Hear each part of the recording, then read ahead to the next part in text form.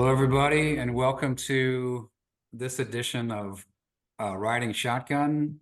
Today we have a very esteemed guest, Mr. Mike Stanton, along with a new teammate, Mr. John Murphy. So I'm going to welcome both of you. And Mike, it's been a pleasure seeing NADA in operation during my career, and we wanted to spend some time today kind of learning, maybe starting a little bit with you and your background, and then getting into some of the things that NADA is working on now. So do you know this guy, John Murphy? Yeah, Alan, Yeah, thanks for unfortunately, he having does. me. Too bad for him. No, we have a great history with John, and look forward to working with him in his new role. John has spoken, we've asked him, invited him to speak at conferences, the New York Auto Forum. I think you've been there several times. We even had we were calling it a summit between the manufacturers, meeting between NADA leadership and the manufacturers, all their leaders. And we asked John to come in and present kind of how he sees the current state of the market and the future. So yes, a long time friend, lots of respect for John, and really, congratulations on your new role. Well, I look forward to working with you a lot, Mike, going forward. There's a lot to do in the industry, and we'll have a lot of fun. So it'll be a good time. Great. So Mike, how did you land in that chair? What's your background? Oh boy, I'm going to make this quick because I'm not sure anybody cares. But I got out of school. I started working for a manufacturer, and then went to another manufacturer. And fortunately, I met some great dealers that took me under their wing. I was in sales and service roles. Got tired of moving around. We had our which now our oldest. He's 28 years old. He's getting married this upcoming weekend after next. And I just didn't want to continue to move. And that's one thing. When you're with the manufacturer, you have to do what they say. You have to move when you're asked to move. But I wanted to stay in the car business. I followed a friend, Mike Regan. He heads up our industry affairs department here. Followed him to the NADA. I spent some time in IR calling on the manufacturers. They asked me to actually lead the for-profit division of the NADA Used Car Guide. Fortunate enough to lead that company through a period of growth, facilitated a sale to JD Power. We made some money on that sale, which was good for NADA. So we could plow that money back into really our core mission, which is advocacy and education, for our dealer members. So I went through the normal process, a search committee, and I was lucky enough for them to have chosen me in what I've always said is my dream job. I really love working for dealers. This is a great organization, and I couldn't be happier. I just hope they'll have me for a bit longer. Well, based upon the results so far, I think they will. It's been a good year, but you're only as good as your last day, right? I know that feeling. So I guess, Mike, one of the things that we kind of hear from in my sort of old role from investors, and then a lot of the companies through the value chain, is a lot of concern about what's going on, in the market, right? In the health of sales, pricing. There's some risk around consumer confidence. Yet, the industry kind of holds through, right? It's holding in, right? Sales are holding in pretty well. Pricing's pretty good. Dealer grosses are, better than just okay at the moment. Even some of the automakers are making big profits. What's your kind of take on on the market right now from a native perspective? Pluses and minuses, and what are you seeing out there? Yeah, I talk to a lot of dealers, as I know you all do, and by and large, it's been a good year. Our 20 group data, the NADA 20 group information, shows dealer profitability stronger than it was last year. I think there's been this kind of surprise that things have been as good as they have, with all the gloom and doom talk out there about the tariffs. I certainly think there's some pull ahead. The inventory on dealer lots right now is tariff free. The manufacturers have not passed that cost on to the dealers yet. And then this EV, you give a dealer a program, they're going to work it. And NADA was a big advocate for the extension of the tax credits. There wasn't a lot of appetite for that at the end of last year up on the Hill. But they bought into, hey, we've got 140, 150,000 of these EVs sitting on our lots. We need time to work out of them. We asked for the end of the year, but given, September 30th, given where we were at the end of last year, we consider that a win. And the dealers I talked to several that are taking losses. they're taking advantage of that $7,500 lease tax credit. So we're seeing customers. I don't necessarily think they're buying EVs because they want an EV. They are buying the deal, right? Follow the money. Our industry's always been about the monthly payment, the deal, and then the dealers some are just taking a loss because they're worried that there's going to be a cliff here after September 30th. There likely will be, and we'll have to see what the manufacturers do to counteract that. Is that consistent with what you're hearing, John? Yeah, it is, and that kind of gets to sort of the next question. Really, just thinking about what happens when the $7,500 incentive ends. I mean, you just kind of referred to a cliff, which I think is sensible. But you're hearing about sort of these monthly payments and everything where it's super cheap. I mean, stuff that's less than your Starbucks bill for a lot of folks. It's kind of real interesting, and it's just getting people into these EVs. But we all know, right? Those cars come back to the market 12, 18, 24, 36 months, down the line. I mean, Yes. what are you hearing from dealers? I mean, it's great to get them off the lot right now, but then, you got a snapback or, boomerang at some point down the line. I mean, what are you hearing from the dealers? Are they just not thinking about that yet? Well, no, they're not thinking about it yet, right? They're thinking about today. That's the world that dealers live in, of course, and they're happy to get a new customer, to make a sale. Down the road, I think by and large, dealers like leasing because they're going to get another chance to put the customer in another vehicle. Obviously, it's under warranty throughout the lease, so they're going to see that customer hopefully for maintenance and for any warranty repairs. But they don't own the vehicle at the end of the lease term. The manufacturer.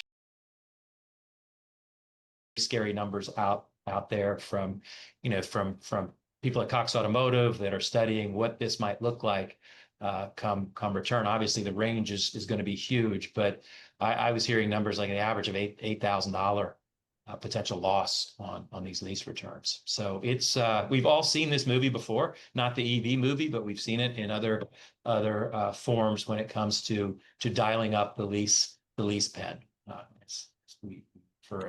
And one of the big things you mentioned before was the tariffs. And there's all sorts of things that are going on right now. The IEPA just got shot down by the courts for the moment. I mean, that's going to get appealed. So there's a lot of moving parts on the incentives. I'm sorry, on the tariffs here. But I mean, how are dealers thinking about this? And what are the factories telling their dealers at this point? I mean, there's some estimates out there that American-made vehicles are going to be 1,000 plus hickey on their cost, imported 4,000 to 5,000. So it's a few $1,000 here to absorb for the value chain. I mean, what are they hearing from the factory, and how are they thinking about them? I would say not a lot yet. At least I haven't heard about that. I've heard specifically, from some of our OEM contacts that the numbers are significant, that they're having to eat this right now. They have not by and large passed this cost on to the dealer. So the consumer is not seeing it yet. The question is, will that happen? And I don't know. I mean, we at NADA remain optimistic that the Trump administration is going to work through this. We have confidence that that's going to happen and that we'll find some kind of a safe landing space, if you will.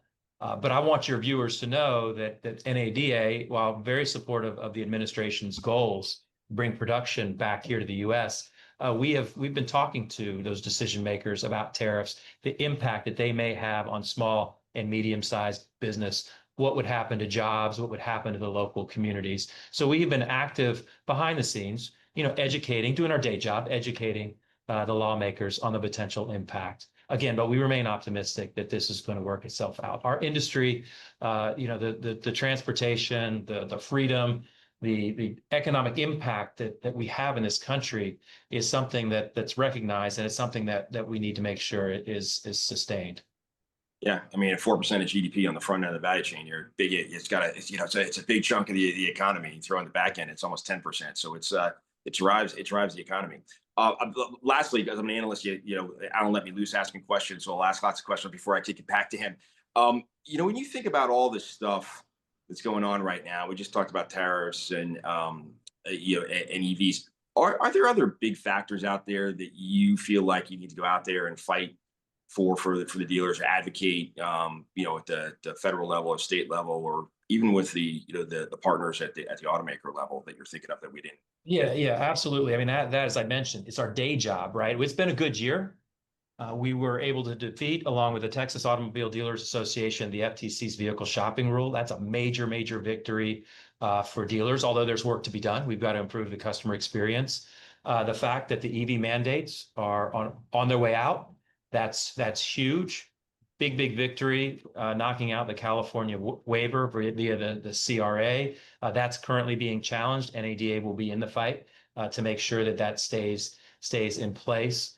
And the big, beautiful bill, all of the tax provisions that NADA advocated for, with the exception of the extension of that lease, the vehicle EV tax credit, we advocated for the end of the year. As I mentioned, we got to September.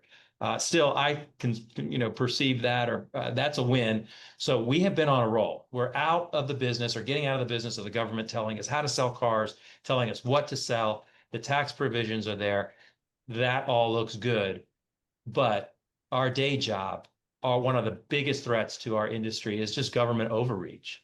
And there's some things that I think we'll probably get to down the road. We need to make sure that, heck, we got 450, 500 dealers coming to DC next week to carry our agenda to the Hill. And it's our lawmakers, we complain a lot about them. They have a tough job. They got to know a little bit about everything. And it's our job, we use the word lobby. It's our job to educate them on the potential impact of these decisions and what that could do to Main Street. So government, overreach is huge.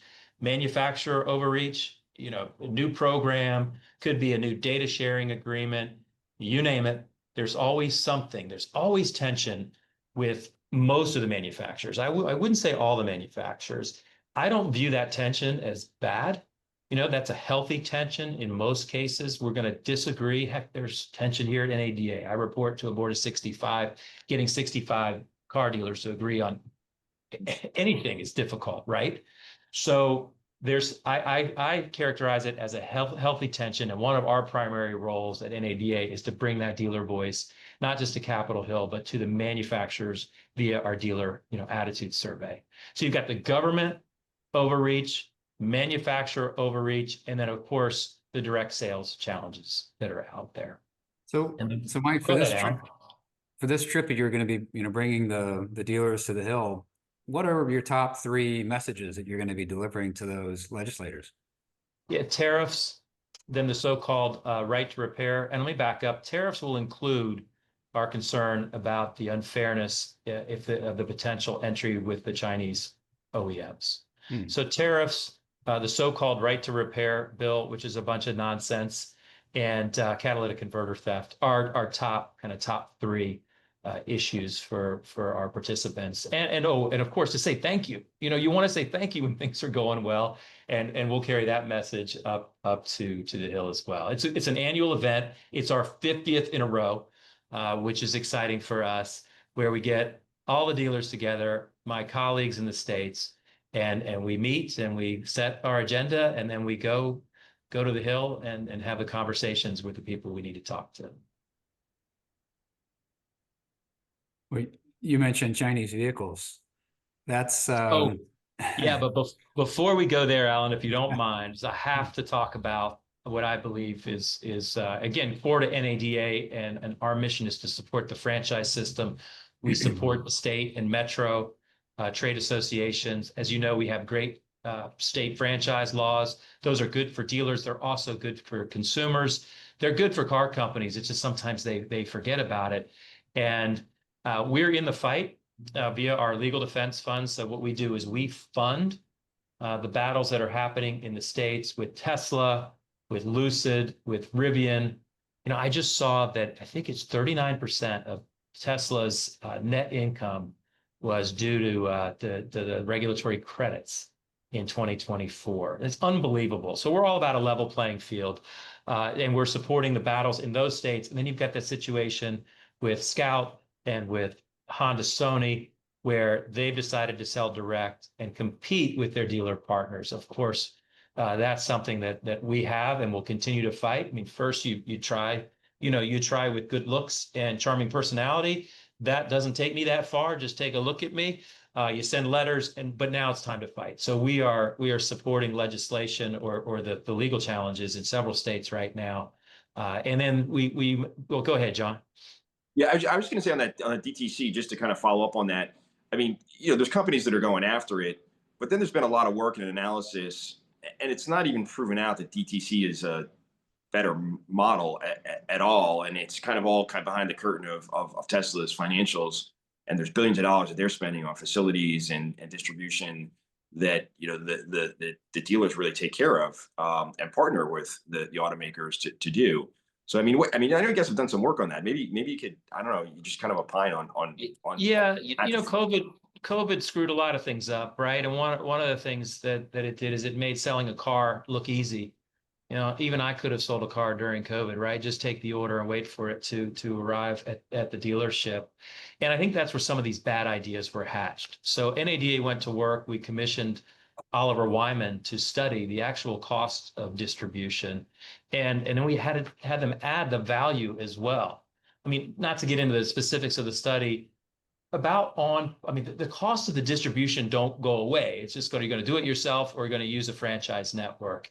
And what really rang true, which is what I think the three of us know well, is that dealers add tremendous value to the process. They're able to customize a deal. They're able to work several lenders. They're able to to fit that particular customer's need based on the market conditions, based on their current situation, and be that whatever it may be. So we had a study there, and then to me, many have tried, just about all have failed. Tesla made it for reasons that kind of made it into orbit for reasons that we all know about. And I think it's forced dealers to get better, and we need to continue to get better. But bottom line, our system works better for the consumer for a number of reasons. And it's hard enough to build a great car. Why on earth would you want to invest in all of the facilities, the people problems, dealing with the customers in these local markets when things are not like they were back during the pandemic? It's an extremely competitive marketplace. It will continue to be that way, and that's good for consumers. So we're confident in our strategy. We're confident in the law, and we're going to continue to fight, and we're going to win. Well, I share your opinions about the direct-to-consumer model. I'm sort of shocked that Scout is still trying to sell an electric pickup directly to consumers. I mean, have they not seen what's happened to everyone else, including Tesla with their Cybertruck? I know that your funding depends upon the support of dealers, and I hope that all dealers listen to what you do and write their checks and come to the Hill to show their interest and their support to the legislators, because the squeaky wheel gets the grease, and money and presence helps. You also have a 20 group. I won't call it a system, but support network to help dealers to improve their dealership performance. Can you talk a little bit about that in case people are not well aware of it? Yeah, thank you for asking. I'm so proud of our team here. We've got well-seasoned consultants. We've got record participation in the 20 group, and our job is to compile financial statement information, put that in a composite, and then get dealers of like brands, of Ford dealers in a room, Chevy dealers in a room, Toyota dealers in a room, that don't compete with each other, that can compare metrics via this financial statement composite, and then they can learn from each other. It's really a simple concept. You slice and dice the financials, and you're going to have top performers and bottom performers. And the bottom performers ask the top performers what they're doing. They learn from each other. They hold each other accountable. And it's our job at NADA to make sure we put the right people in the room to help facilitate those discussions. And I'd say gently put some pressure on our members to because they need that to hold each other accountable and get better. And that's what I love about part of what we do is we've got a dealer academy and we've got training. We've got to continue to get better. We've got a great model, but we can always improve. So, Mike, I wanted to talk a little bit about the 2025 NADA show, the one that happened earlier this year. There was a horrible weather event that hit New Orleans again, and yet you decided to carry on with the show. How did you make that decision, and what were the results? It was an easy decision. We never talked about canceling. It was just what do we do next? I mean, we were going to have the opening reception outside. The tent collapsed. I'm just so proud of our team. We've got an amazing team. It's 13 women, and they just hired their first guy, which is a milestone for them. But they kind of lead the charge, and they are all Type A go-getters. And we never talked about canceling the show. You know, we work for car dealers, and it just shows you the resilience of not just the dealers, but the industry.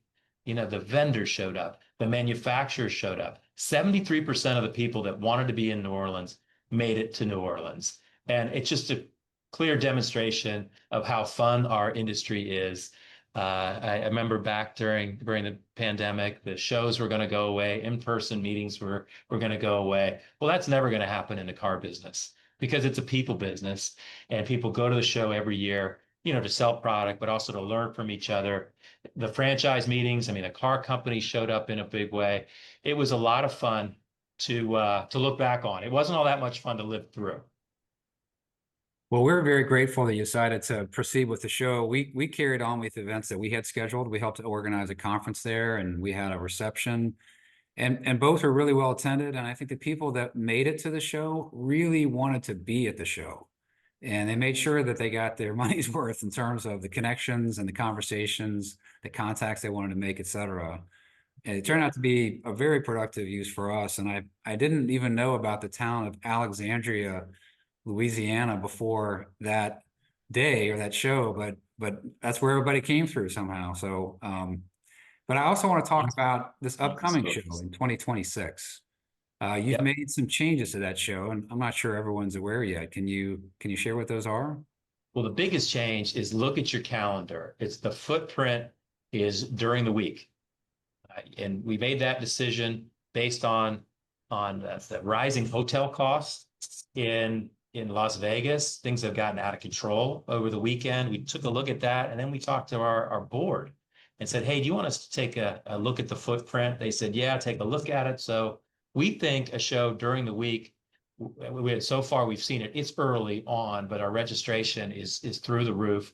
We've sold out the exhibit floor, just about over 500 exhibitors. We're looking to expand that somewhat, but we think that during the week footprint is kind of the new way of getting people, not just the dealer, but the managers to come to the show as well. I think in yesteryears, the dealers would go to the show and they wanted their managers back at the store during the weekend, because that's, of course, when they sell the most cars. So this gets them out of the store. They never want to get them out of the store for long, but it's during the week. And I think, at least so far, early opinion has so far so good. But we are going to get that footprint on an ongoing basis, assuming it works during the week. And eventually, we're going to be in a position where we're in early March for the foreseeable future. We've got a couple of years where we've still got to work through things. If we went to Vegas every year, it'd be easier. That's not what the dealers want. They want us to mix it up. And we're signing LOIs 15 years out based on different requirements. So when things happen like, oh, you guys are on top of the Super Bowl again, we don't pick to be on top of the Super Bowl. And that's not coming. It's the NFL may have moved their schedule, that kind of thing. So a lot of planning, a lot of future planning is involved in putting this, what is the auto industry event of the year, like 25-ish thousand people every year. It's a heck of a week. All right. Well, Mike, I know that our team is certainly looking forward to being at the 2026 show, and we're grateful that you're going to be joining us at our first Maximizing Value Conference, which we're going to be holding at the Wynn on the first day of the show, ending at 1 p.m. before NADA content begins. And I think it's really going to be another exciting event for the auto industry. It's been amazing, the number of challenges that we've faced. And John, I know you've been analyzing the potential impact of these changes in auto retailers and automakers for your whole career. But just in the last 10 years, between Tesla, autonomous vehicles, COVID, tariffs, and we haven't even gotten to Chinese vehicles, Mike. We need to get your opinion about that. It's an unbelievable number of events that have occurred, and yet dealers keep on moving through successfully and even increasing their profits and the value of their businesses. So Mike, in terms of the show, you said you got record registration so far, sold out the exhibitor halls. I assume that means the hotels are going to be full. Do you think this will be the best show yet for NADA? Well, what am I going to say? But no, I really do. Things are lining up very, very well for 2026. And we've got some cool new stuff too. I mean, I know people go for the manufacturer meetings, they go to shop the exhibit floor, they go for the education, but we've also got a pretty cool F1 experience there at the Grand Prix. It's our welcoming, open reception, and I think people will really get a kick out of participating in that as well. And we got Magic Johnson too. Oh, Magic's coming to talk. Yes, Is he yeah. ready to be a car dealer? We'll see. Well, I think he'd be a pretty good one. Fantastic. All right, John, do you have anything else for Mike? No, we're just looking forward to more of these kind of events with you, Mike. We really appreciate the time. There's one thing I'd like to add, if I could. First off, thank you for having me, but I want to thank the dealers that support NADA. I've been here off and on now, left for a few years to go to JD Power, not by choice, but that we sold the company. We have been at 90+ membership penetration since I can remember, which is back to 2000. That is unheard of in the trade association world. And what that means when we go to Capitol Hill, when we go to talk to the manufacturers, and we can tell them that 90% of dealers are members of this association, it makes a huge difference. So number one, thank you. Number two, I'm a salesman at heart. I would encourage all your dealer listeners to please, if you're not engaged already politically, get engaged, because we need your help. Lawmakers, as I mentioned before, they don't understand our business, and there's no person better to educate. You're our best lobbyist than the dealers. Have them out to your store. Tell them what's happening in your business. You may not feel like you're a big deal, but you're a big deal. You're providing jobs in the community.